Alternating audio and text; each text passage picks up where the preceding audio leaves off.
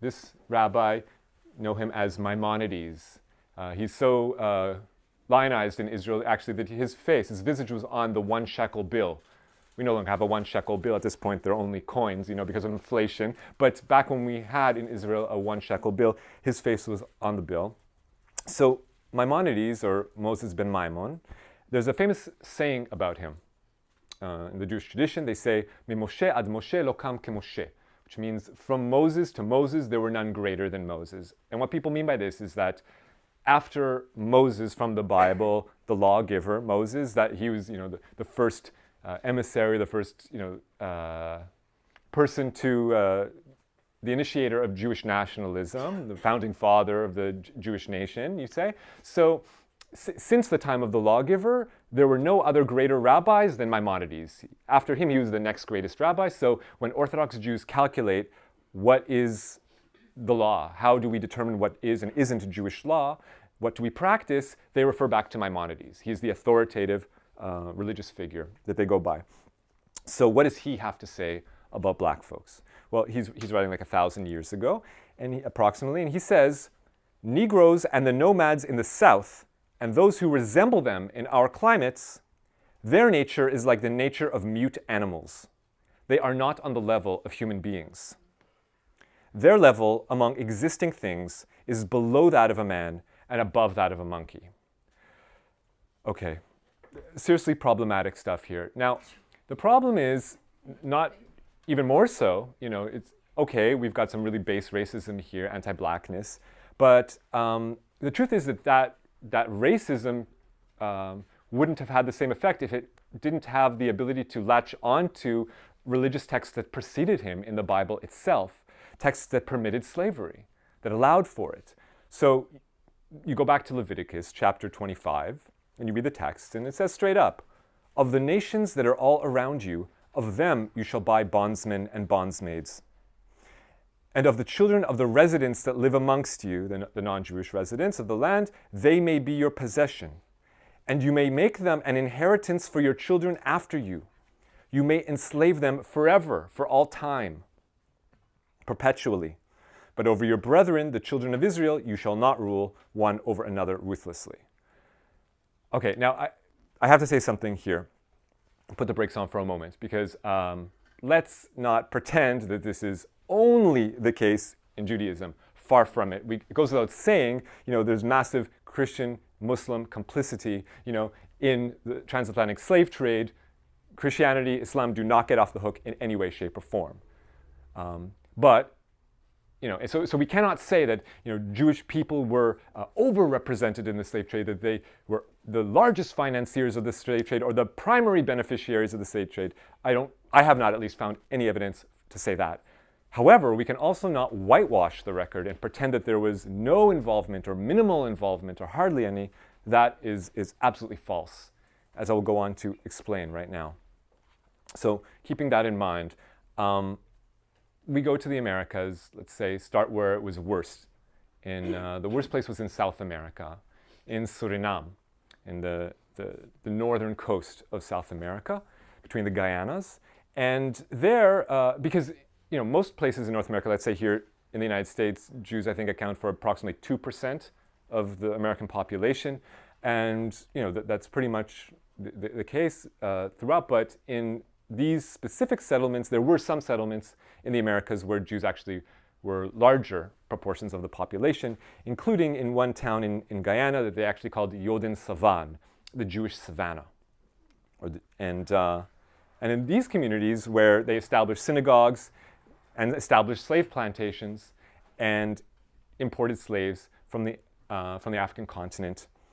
And in the event that these slaves escaped and fled into the jungle, for their freedom and created independent communities there, then those Jewish communities actually assembled militias who would go out into the jungles and hunt these escaped slaves down and bring them back to their communities. And of course, when they would find them, make an example of them in horrific ways. So the texts actually support this. It's not that I'm, these are some kinds of conspiracy theories. There's lots of documentation of this, even though it's rarely ever discussed. So at this time, we see that even synagogues in the Judensavan actually authored prayers to bless these Jewish soldiers who were going out into the wild and hunting down and capturing these escaped slaves. This is a translation of one of these Hebrew prayers that the synagogue said. Save and deliver those who are setting out to fight our enemies, the Negroes, cruel and rebellious. Conquer and destroy all cruel and rebellious Africans, our enemies who are planning evil against us. Okay, this is as they went out into the jungles to hunt down these Africans. Like I said, this isn't a figment of my imagination. If only we can go to Cecil Roth, who was a British historian, Oxford educated, member of the Royal Historical Society. Also, there's a street named after him in Israel. He also authored the Encyclopedia Judaica in the first edition, and many other books, including this one, History of the Marranos, of Jewish folk from the Iberian Peninsula, Spain, Portugal.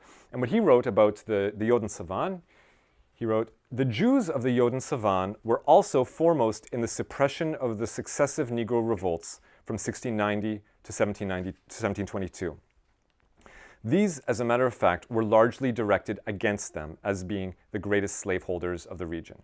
So again, in this specific instance, they happened to be the most numerous of the population, so therefore they were also the most numerous of the slaveholders in Suriname, and that's why these slaves... So anyways, this is all documented. Of course, that was the worst that it got. In most parts of the Americas, Jews were a minority, and they, only were a minority of the slaveholders, but they participated to the level that they could. And I'll explain what I mean by that. So moving on, sorry, I should also point out he's not the only person to document this. We also have Simon Wolfe.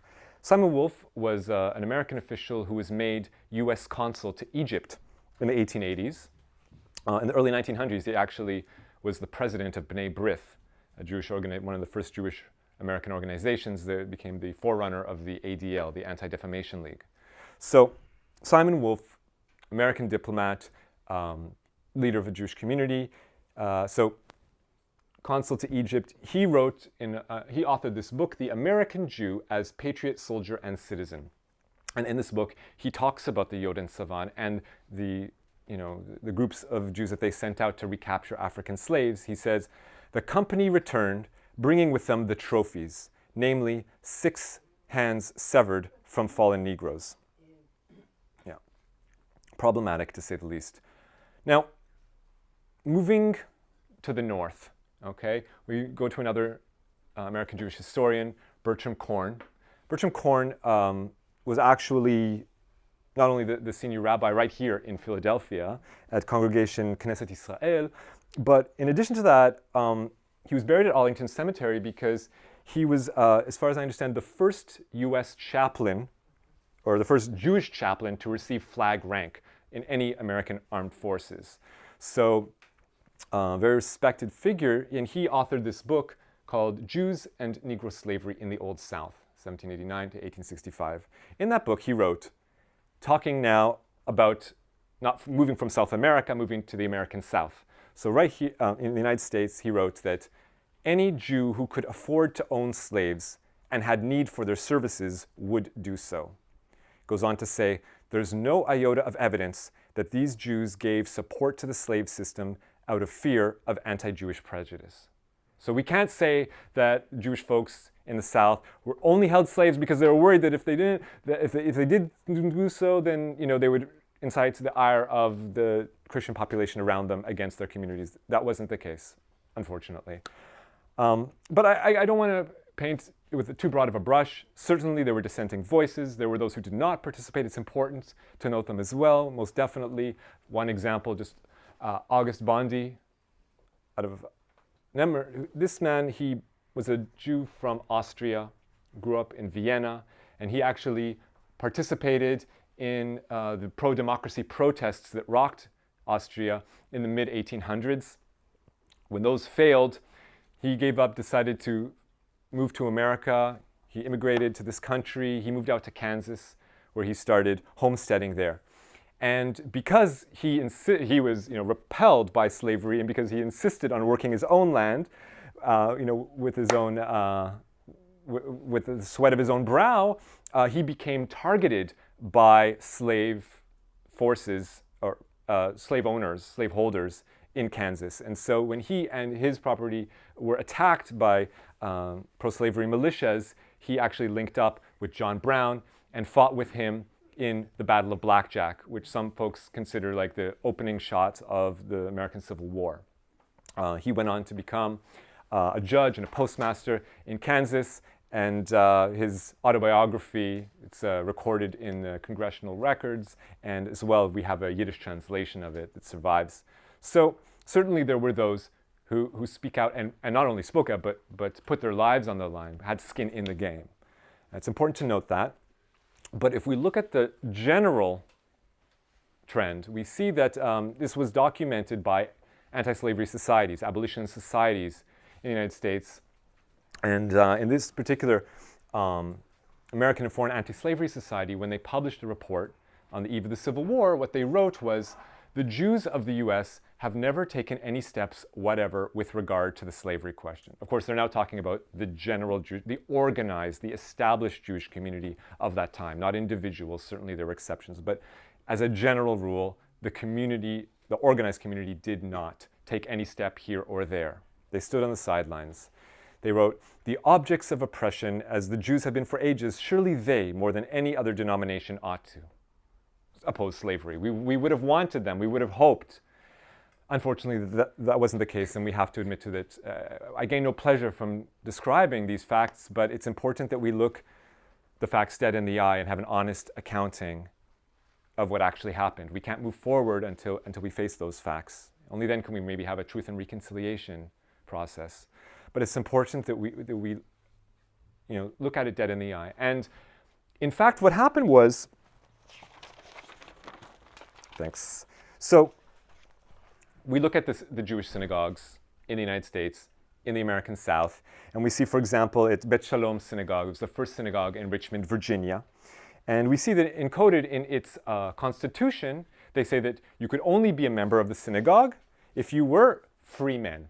Okay, so that's obviously a euphemism for saying only white folks, white Jews, could become members of the synagogue. But of course, in other synagogues, like Bet Elohim in Charleston, South Carolina, which I might add was at the time considered the most liberal of all of the synagogues in the United States, their constitution, authored in 1920, actually they didn't launder their language at all. They just said straight up that you could only become a member as long as he, she, or they are not people of color. So there's a level of complicity there that we need to confront.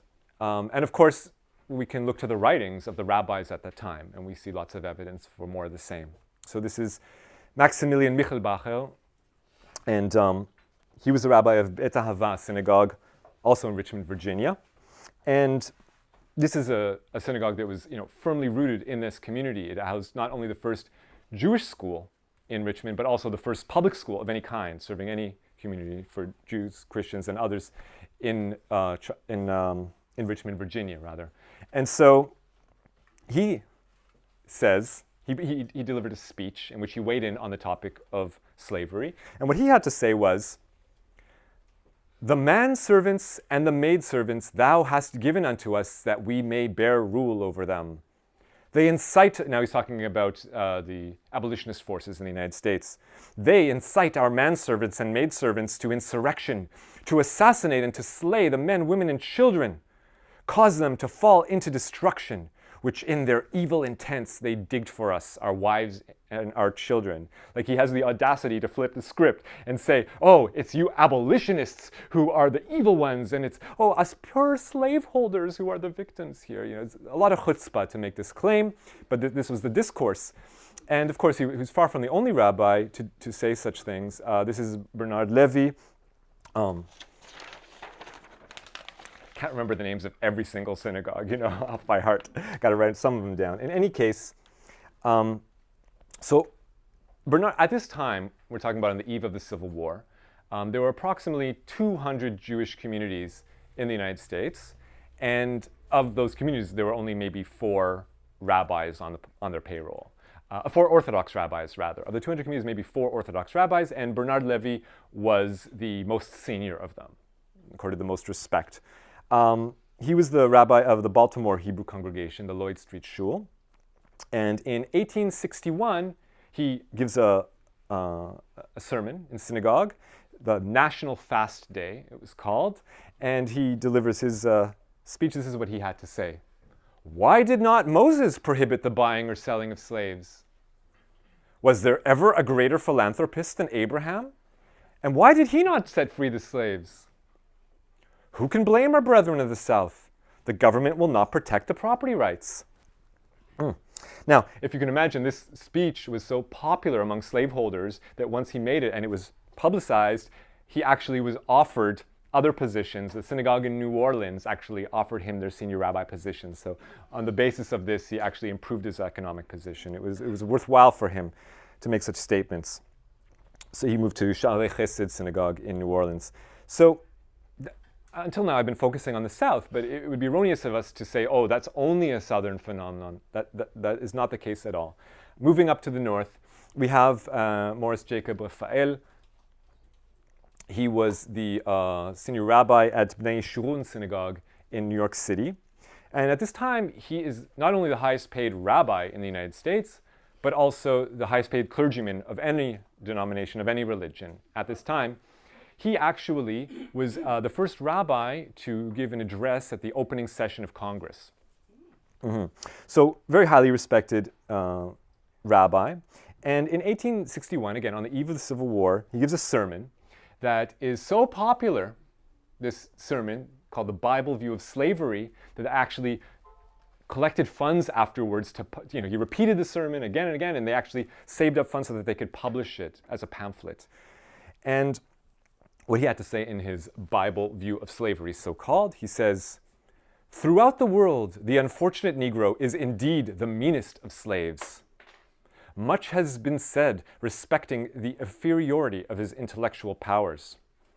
No man of his race has ever inscribed his name on the pantheon of human excellence, either mental or moral.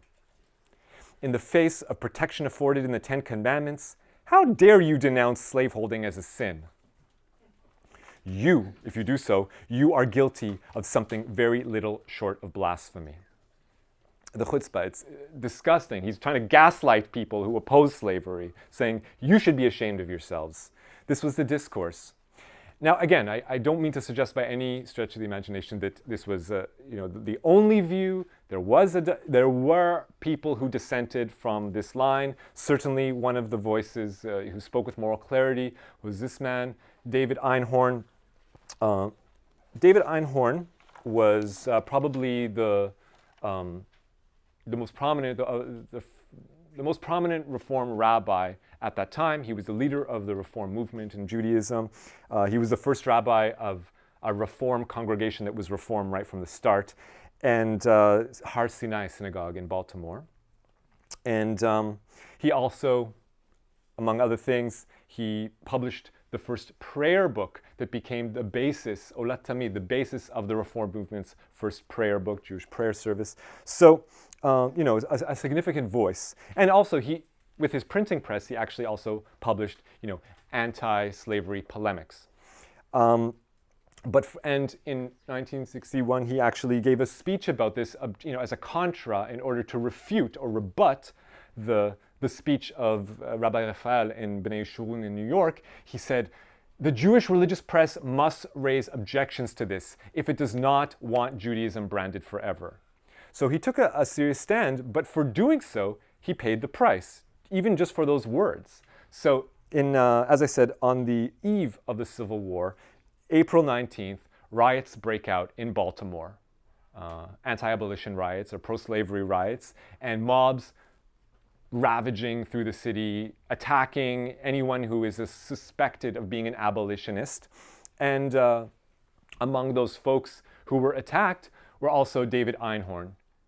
His printing press was demolished. His house was broken into. All the furniture was taken outside and burned in a big pile. He himself barely escaped with his life. Him and his family were spirited away by his supporters, and they fled right here to Philadelphia. And later on, he became also a rabbi of Knesset Israel Synagogue right here in Philadelphia, where he spent his days. So this was the general trend. The people who supported slavery were given rank, were treated with respect. The people who spoke out against it became the victims of attack. And